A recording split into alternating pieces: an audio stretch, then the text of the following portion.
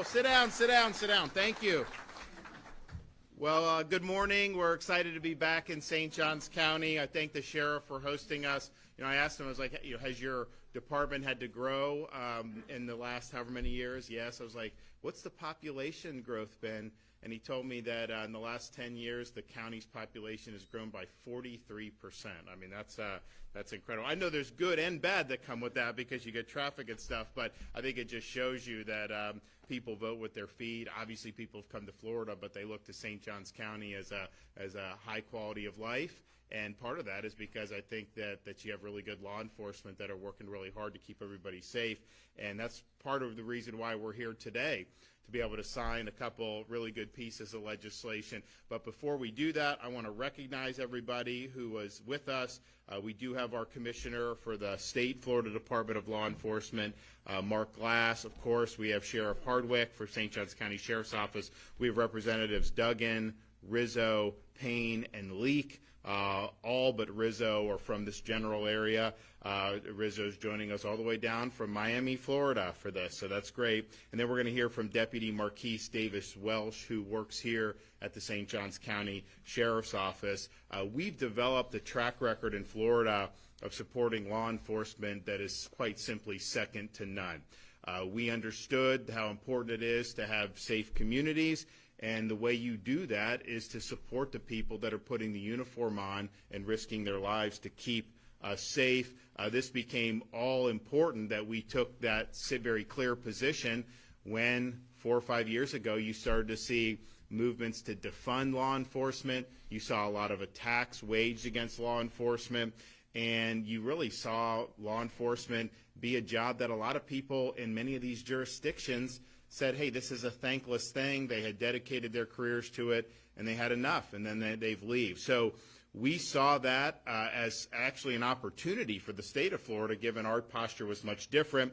And so a couple years ago, we enacted $5,000 recruitment bonuses for new law enforcement officers. Some of that is recruiting from other states, but also young people that decide to go into the profession in Florida are eligible for it as well, and we've had success in both of those.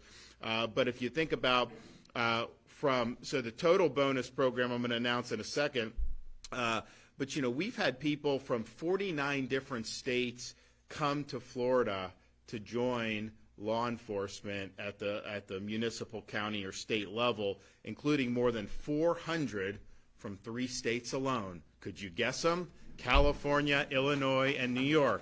And if you think about what's happened around the country, some of these areas, St. Louis Police Department, all-time low in terms of the number of officers. Chicago, 1,600 fewer officers than they had in January of 2019. Of course, New York City, averaging 200 officers leaving the force every month. That's not by accident.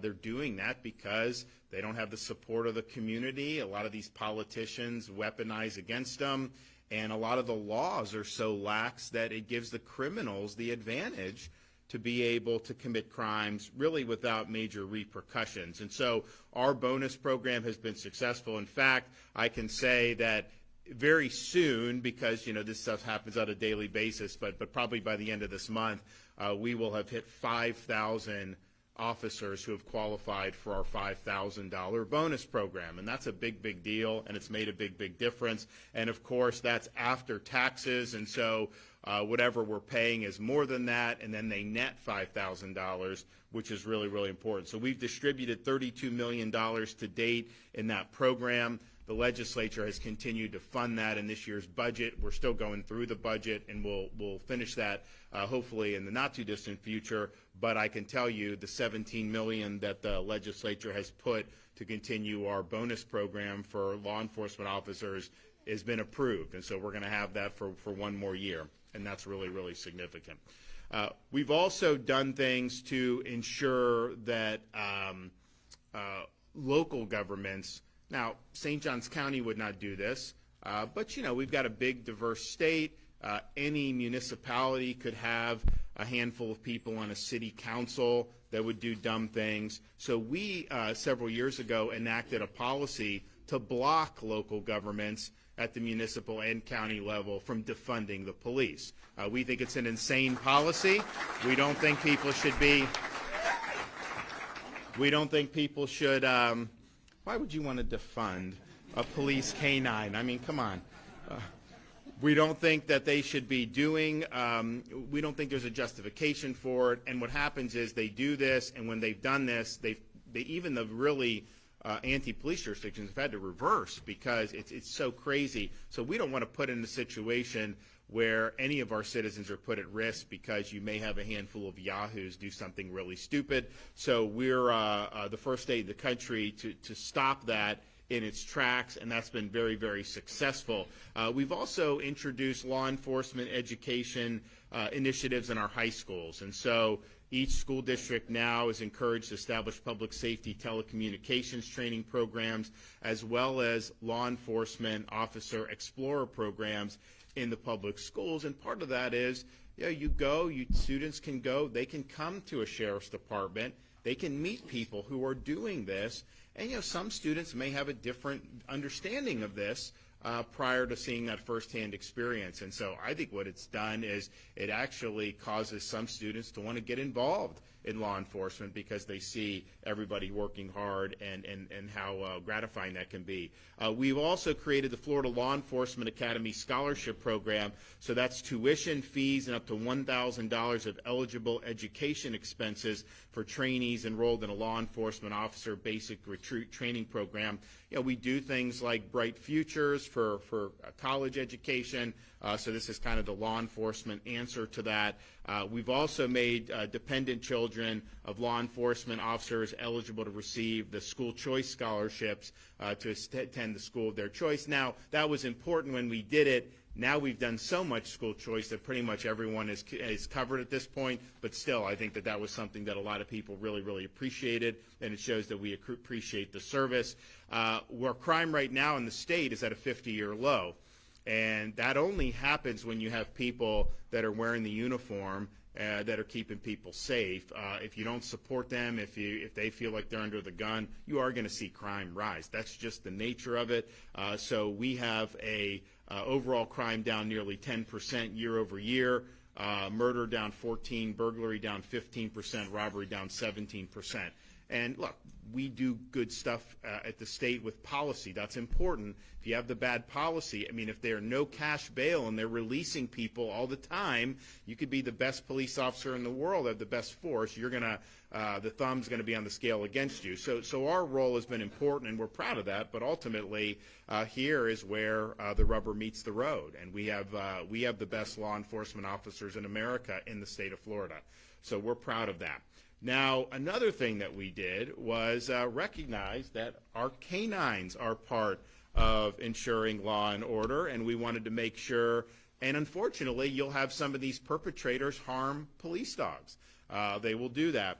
So we signed legislation a couple years ago to make sure that emergency service vehicles like ambulances can also transport injured canines, police canines, to a veterinary clinic to ensure that they get the care that they need. And that can save the lives of some of these canines, just having that. We've also signed legislation increasing penalties on those who harass, injured, or kill a police canine. We view them going after canines as them going after us, and we're going to throw the book at them when they do that.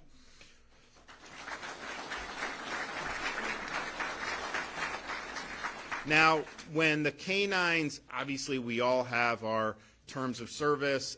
When the canines get to the point where they are retiring from the force, a lot of times the handlers will adopt them, or other people will want to adopt the dogs. The problem is that it is not necessarily easy to do that in terms of some of the medical costs. So we launched a program a couple years ago to ensure that caregivers of retired police canines received the stipend to cover the veterinary bills. And today I'm proud to announce that in less than 2 years, we already have 86 retired police dogs that have found good homes and receive veterinary care at no charge to the owner. And that makes a big difference. Yeah, that's good, isn't it? You know, you're going to be taken care of. You don't got to worry about anything. It's all good. So all that brings me to today's legislative action. I'm signing a couple pieces of legislation, which I'm going to talk about in a minute. And why are these bills necessary? Well, one of the reasons I think they're necessary is this issue that just happened with the media is running that there were 96 shots fired. And they're trying to put the police officers under the gun. So you see these headlines, and they're trying to cause division in society. They're trying to create a narrative. They know what they're doing. And sometimes you got to read like 8 paragraphs down. And then when you do that, they have to admit that this guy was shooting at the police officers first. So how are you in a situation where it's at all controversial to have a criminal suspect shooting at and hitting one of the police officers, firing shots, and they're not supposed to be able to respond in kind? They not only have a right to respond in kind, they have a duty to respond in kind when somebody is using lethal force against them. So how this is trying to be packaged into some narrative against the police officers, and they're trying to de-emphasize the fact that this guy shot, I think he shot his entire magazine, because he shot at least 10 shots, so it was 10 to 12 shots he was shooting. So then, of course, these other officers are going to respond in kind. That just shows you, though, what I think people in uniform can be up against, because whether you did the right thing is not what some of these folks in the media care about. The media cares about is can they contort that in a way that is going to cause titillation, that's going to get more clicks, that's going to drive more viewership, that's going to cause more controversy. And they're perfectly willing to use a faithful law enforcement officer who's done it by the book. They're totally willing to throw that person under the bus if they think it can further the narrative. And the facts don't matter to these folks. And we've seen it time and time again in some of these situations. So this is the context that I think that we're dealing with here when we're talking about that, and the fact that that was portrayed the way it has been in some of these media outlets has been really, really disturbing to try to de-emphasize the fact that this guy fired on the police first. So we're going to do a couple bills that I think provides support for people who are wearing the uniform and recognizes that we've got some strange currents going on in our society right now that really seek to delegitimize law enforcement and what they're doing. So the first bill, SB 184, is going to prohibit the harassment of a police officer or first responder when they're actively doing their job. You shouldn't be in a situation where you're at a traffic stop, you're responding to a call of someone in distress, and then you have people come trying to interdict or trying to harass you from performing your duty. So if you do that, we view that as a problem, and now you're going to be held accountable. The other bill is HB 601, and what it's going to do is it really puts the kibosh on these extrajudicial investigations against law enforcement. They'll set up these things called citizen review boards, usually in these very tilted politically jurisdictions. They'll stack it with activists, and they'll just start reviewing things and trying to put people under the gun, even if there's no basis to do that. So we view that as very much a political weapon. We don't think that that will contribute to public safety at all. In fact, we think that that would hurt public safety. And so this bill really stops that from happening. If you have review boards, that's fine, but it's got to be done in ways where you have the sheriff or chief of police appointing people, because the sheriffs and the chief of police, they have an interest in ensuring that their personnel are conducting themselves appropriately as well. I mean, good order and discipline is very important, but it can't be people that have an agenda. So this bill is going to do that. I think it's going to be something that is going to give more peace of mind to people who are wearing the uniform. And that was the one thing that I hear when people come from some of these jurisdictions and move to Florida, get the bonus, and then they start serving, is they just have the radical difference. Yes, we have lower taxes, the weather, all that stuff, but they felt that the deck was stacked against them, that people wanted them to fail in their former jurisdictions, and they feel that they have a lot of support from the state, from the local government, and from the community here in the state of Florida, and that makes a huge difference. That's my morale is higher in Florida than it is in a lot of these jurisdictions. So we're going to keep it going. I want to thank the members of the legislature who are here today. Also thank those who could not be with us here today who were involved in passing this legislation. I think that if you look at the run we've had over the last several years, I don't think there's anyone that can match what we've done to protect the citizens of this state, but particularly to ensure that we respect and protect the men and women who wear the uniform. So, all right, we're going to hear from some of our folks now. So I will first bring up Mark Glass, and then we'll hear from some of the other folks.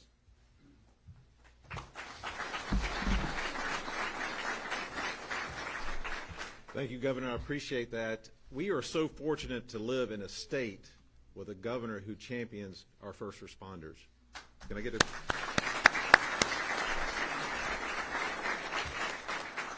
We talk about law enforcement a lot, but we also have our correctional and probation officers that the governor supports and our legislators support. We have our emergency medical and our fire department. They have to show up on scene when things are called. A lot of times the fire truck and the emergency medical service gets there before we do. And they have to almost stabilize a scene while stabilizing a patient. And sometimes the anxiety's up, people are around it, and they have to say get back while they work on the patient to save lives. So this bill will help them on that. Senate Bill 184 is a great piece of legislation because we have officers that have to deal with protests, and then we have to effect an arrest with somebody who is committing a crime during the protest. Then you have people around that officer that is also trying to dissuade them, and part of that is impede, harass, or threaten while they're still trying to subdue this person so people can have a peaceful protest and get them out of the way. So I want to commend the legislation for pushing this forward, and Governor, thank you for taking this on and spearheading this, because we saw on TV with the New York police officers trying to subdue a guy to arrest him, and then you have people, illegal aliens coming in and trying to take shots at him. I mean, that's just uncalled for in our streets. And in the state of Florida, you're in a common sense state. So our firefighters have to deal with this, EMS has to deal with this, and they can give testimony through their career. So Senate Bill 184 I appreciate that. It's a great thing. Let's talk about House Bill 601. This is another one. We have been doing law enforcement or criminal justice reform in this state for decades. I just wish, I read ACLU's comment today saying this would impede the community with the law enforcement. I'd say I wish ACLU would get things right instead of get it wrong. If they would pay attention to how our state works, we have review boards. We have the Criminal Justice Standard and Training Commission that deals with every incident that's mandatory referred by state statute over to them. And that body looks at them for moral character. Every agency has an internal affairs, and if they don't, they utilize another agency's internal affairs to investigate an incident, whether it is to see if it's criminal or non-criminal of the officer that it's involved with. So right there is several different ways. Also, too, let's talk about the policies and procedures. Policies and procedures are done. Almost every agency within the state of Florida are accredited through the state accreditation, and that's what they look at, policies and procedures. So I commend this legislation, House Bill 601, establishing these oversight boards for looking at policies and procedures, because that's where it starts at, the policies and procedures. If they violate the policy and procedures, they're held accountable by their agency. These men and women do not need to be scrutinized again and again by a committee that has no idea of what they're talking about. And on the 601, it requires them to have a law enforcement retiree at least on that board, from 3 to 7 people. That's fairness. And that's what this state does, is fairness. So I just want to say, commend the legislators. Thank you for this great legislation. Governor, I always tell everybody I have the best job in the world, but I really don't. I wish I was a canine handler, because this is awesome. That is the best job in the world, but I want to thank you for your leadership and having our back always. Thank you, sir.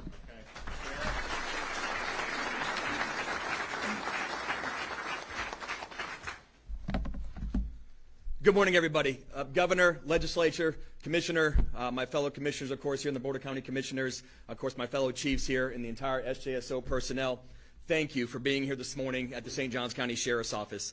Florida Legislature and Governor, you have once again set the gold standard in the United States of America, and you've proved, you continue to prove, and set the standard that we live in the most law enforcement friendly state in the United States of America, and you continue to do this. with the signing of Senate Bill 184, it just simply puts an exclamation point behind of what Back the Blue truly means in the state of Florida.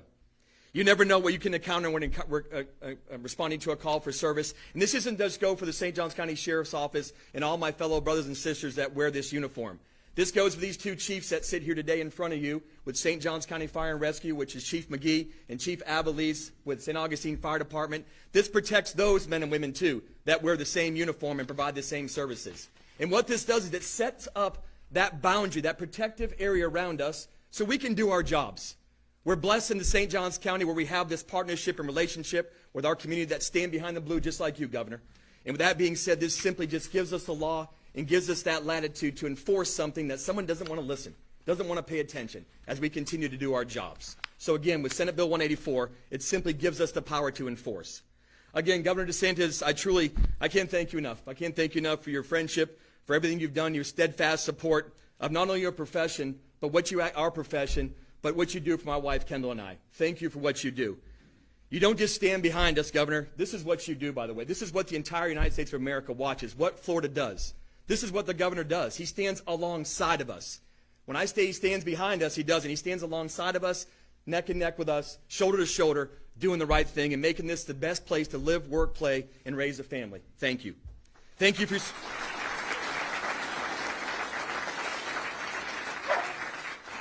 Thank you for your support, Governor, and everything that you do to make this the greatest state in the nation. Thank you, Governor. Okay.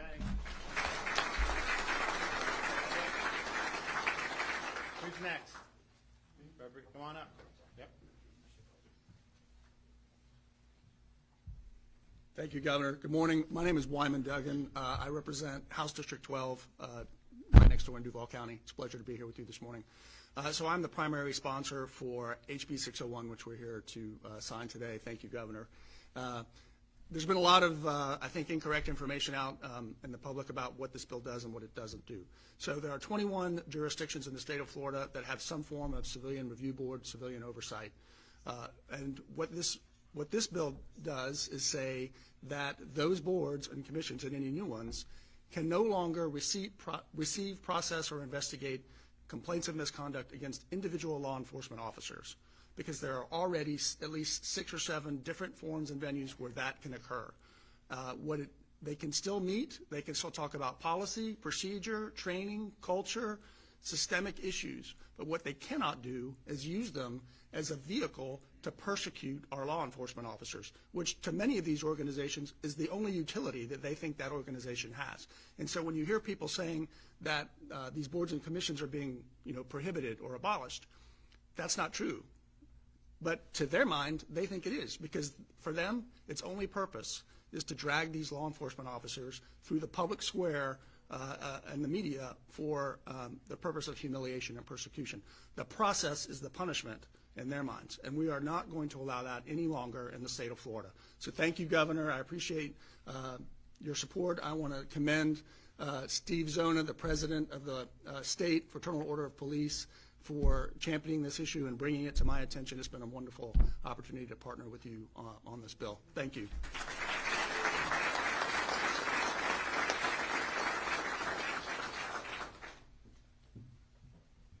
Thank you, Governor. Good morning, everyone. My name is Alex Rizzo. I am a representative from District 112 down in a little part of the state, Miami-Dade County, and it's a pleasure to be here with you all today. So the genesis of what I lovingly refer to as the HALO bill, SB 184, started when I was running 4 years ago for this office, and I saw what was going on with the monetization, basically, of interactions with police. And it was people that would just get up into an officer's face who was on duty, put that camera right up in there, and for no reason other than to harass them, was basically putting this back onto social media, monetizing these interactions. I was disgusted with that, frankly. And so I sat down with my longtime friend, he's like a brother to me, Al Palacio, who is the district director for FOP, and I don't know where he is. Is he here somewhere? There he is. Al Palacio. We sat down at our favorite pizza place in our hometown of Hialeah, and we started talking about it. And I said, what does step back mean when a police officer says that to someone? And he said, well, it's sort of subjective. And so I was, what do you mean subjective? We've got to put something to that. We've got to make something, we have to make that mean something. And so we started drawing on a napkin, actually, and he's got the napkin. I think I saw it last night. And I said, well, there's got to be a protective halo around law enforcement.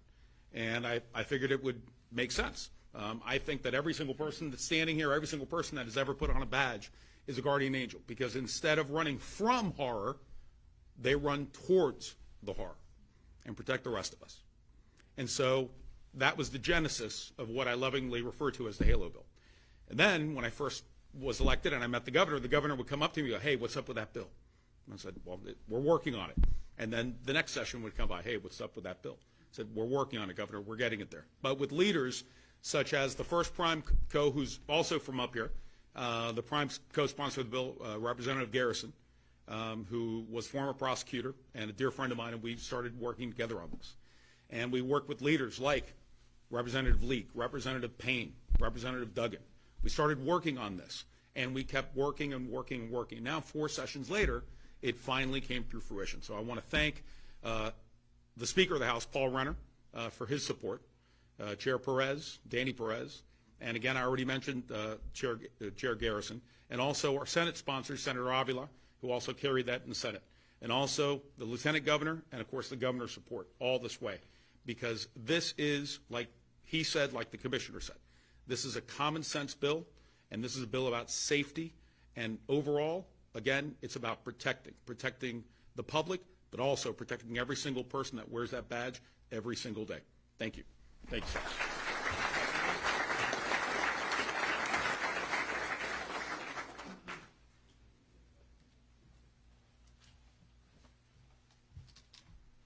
Good morning, everybody. So I'm here to talk about the recruiting signing bonus. I was actually one of the ones that was blessed enough to receive that sign bonus. Thank you, Governor DeSantis.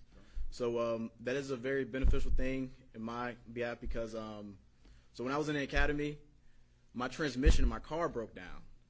So now I had to rely on my wife, which at the time she was my fiance. She brought me day in, day out to the academy, 8-hour day, along with her going to full-time to her job every day. She's also in the military. Then her transmission blew out. So now we're down to no car. So we actually had some people in our corner. My dad, her dad allowed us to utilize their vehicles until we were able to get things situated. So once I got that signing bonus, I was able to get my car fixed. So now we got back up to one vehicle. Now we can return that.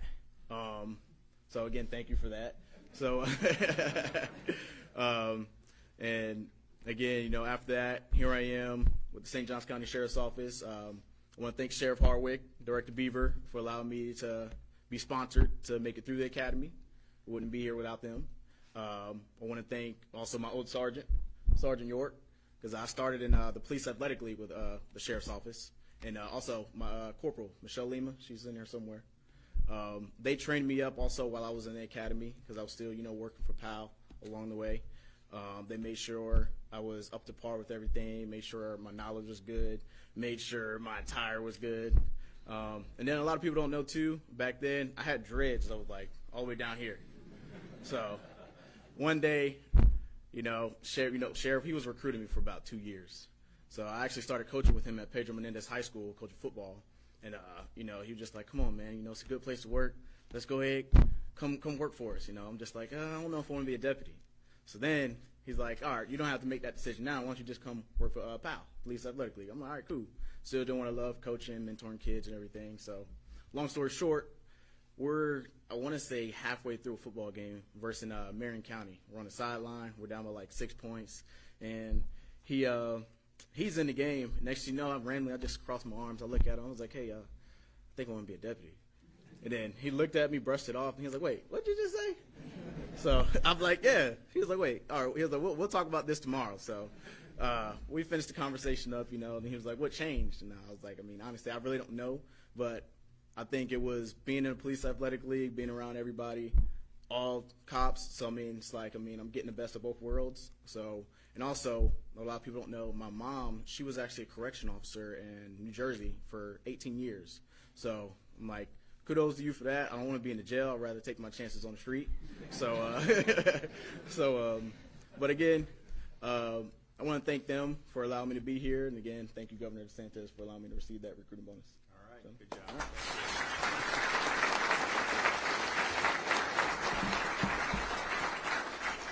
All right, well, we'll have the folks who are going to participate in the bill signing. You can kind of come up and gather around, and we'll do both of these bills. What breed is that? Bloodhound. Yeah, probably got a really good sniffer, I bet.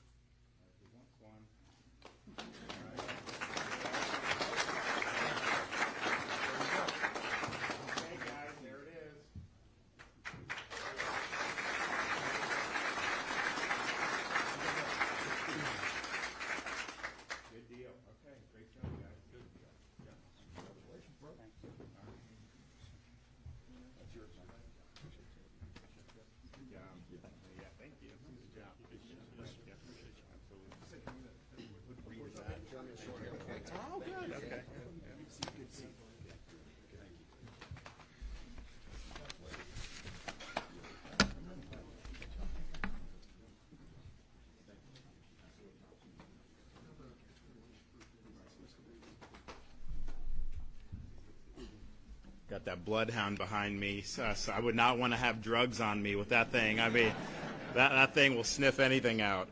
So we're excited about. It's been a great week if you think of what we've been able to do with support advancing public safety. We started with some fentanyl legislation on Monday. We signed legislation to combat the retail theft. And you think in Florida, it's actually down. A lot of these other places, they're looting stores left and right. And you have these retail theft rings, internet, flash mobs that they try to do. So that ends in Florida with the signing of that bill.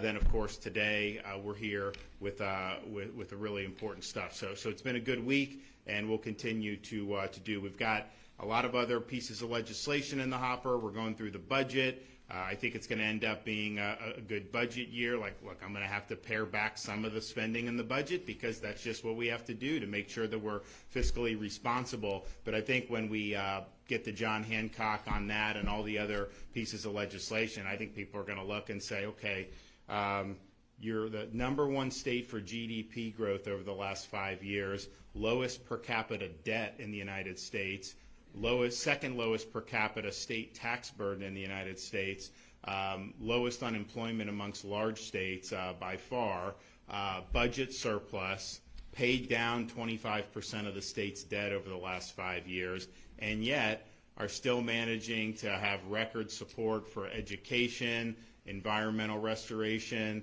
infrastructure. In fact, we did the Moving Florida Forward, which is pumping additional billions in to accelerate some of these projects, which weren't even scheduled to start till next decade. Now they're going to be done 10, 15 years ahead of schedule. So we put that up against anyone. I mean, clearly there's a lot of states that are having a lot of trouble even doing basic things, and we're getting it done. So we're proud of that. Okay, we have any questions?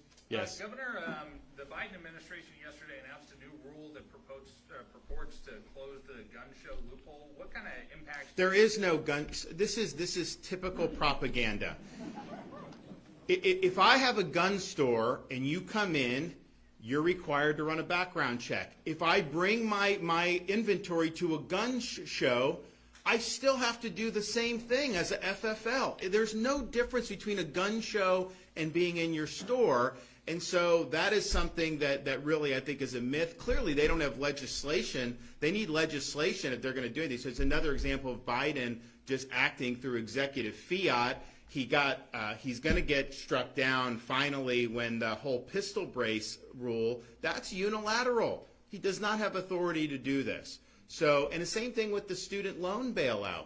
You know, I'm somebody, I think the colleges should be responsible to back the student loans because they've really benefited with these kids going into debt. So I'm not unsympathetic to it, but I'm not supportive of telling a truck driver he's got to pay the student loan for someone that got a degree in gender studies. That is not right. And so, but that's a debate you have legislatively. With Biden, he's already gotten slapped down on it. Now he's getting slapped down again. He's going to get, I think it's, but he's doing the same thing basically. Abusing law. If this was something he could have done, why didn't he do it on day one? Because people know that. So I think that this is an example of, you know, who governs our society. We have a constitutional system that was enacted at this country shortly after this country's founding, and it's very clear on who has the power to legislate, who is charged with executing those laws. What Biden is doing, and he's not the first president to do it, but what he's doing is he's taken the bureaucracy and this fourth branch of government, and he's using that to legislate without popular consent. And that's wrong. That is not the way we're supposed to be governed. And in this instance, it's obviously on a false premise because people that have gone to gun shows know when you buy a fight, you do go through background checks. They can't just, they're not exempt from it just because they happen to be at a gun show. And that's been the law for a long, long time. But it's a symptom of a larger problem of governing by executive fiat, doing these executive orders through the bureaucracy when you can't get this done through Congress. Do you imagine that rule will impact private gun sales here in Florida? I think it'll get challenged immediately, and I think it'll end up getting nixed because, look, they have debated legislating in this field for a long time, and they've not done it. So what? You have those, was that just window dressing, and yet a president can go issue new things? But let's just be clear on these gun shows because you have these narratives and these talking points. You go to a gun show, and all those people that are set out there with that, like every one of them must do a background check before they sell you the gun. That's just the truth. What they're talking about has nothing to do with gun shows. They're talking about if you as a private citizen sell a rifle to your cousin, do you have to do a background check on that? And the law does not currently require that. That is true. That has nothing to do with gun shows specifically. That's just a recognition that if someone's, you know, because the Schumers of the world, they want to say if you give a rifle from, like if a brother gives if someone gives his brother a rifle, that they have to do a background check before they could just loan that if they go hunting or something. And what they're trying to do is really crimp the ability to exercise Second Amendment rights, which, oh, by the way, you know, we've stood up for in the state of Florida. Governor, with relation to House Bill 601, if Florida is the free state, shouldn't its citizens be free as they see fit to oversee those who could arrest them? Well, they're not free to use law enforcement as political piñatas. They're not free to create false narratives. They're not free to try to make it miserable to live or to work in uniform. And these things are highly political. But as you heard Wyman say, they can do whatever, but they're not able to initiate disciplinary proceedings. We have other ways to do that. All the law enforcement personnel, they have the leadership, they have an interest in having discipline. It does not do good for them if people are not doing it by the book. And I know sometimes people think that like somehow they don't want to do that. They do want to do that. It will not end well for them if they let everyone just run loose and not play by the book. And I think these guys all know that. But these things have been political tools. So, yeah, they can meet, they can exercise whatever First Amendment. They're not going to have any right to initiate disciplinary proceedings, and that's a very firm line that they've drawn on this bill, and I think that that's the appropriate line. Yes, sir.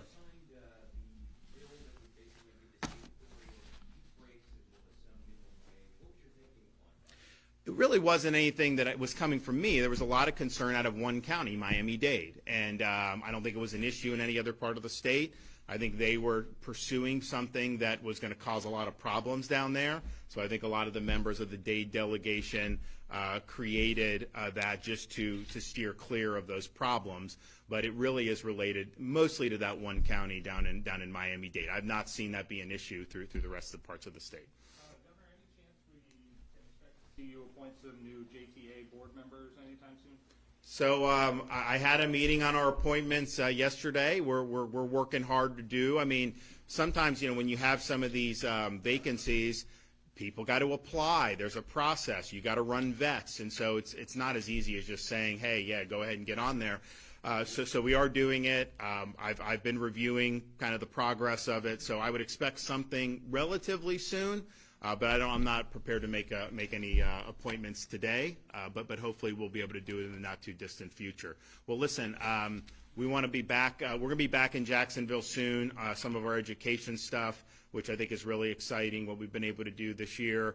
And I think if you look overall about what's happened over these many years, you've got a lot of folks in Northeast Florida that have done a lot for the state and the legislature and delivered a lot of really big wins for the people, not just in Northeast Florida, but all of Florida, but particularly some of the things that they've been able to do here. So you guys should feel good that you got some good folks up there in Tallahassee that are fighting for you and that are delivering some really big wins that are gonna continue to make this area a really place to go. I mean, did you see the rankings where they said the top cities for where they're hiring, particularly good jobs? Jacksonville. I think 4 of the 5 were Florida, or 3 of the 5 were Florida, but Jacksonville, I think, was number 1 in that ranking. So I think that's really, really testament to the good job people have done here. So let's keep it up. Thanks, everybody. God bless. All right. Thanks, guys.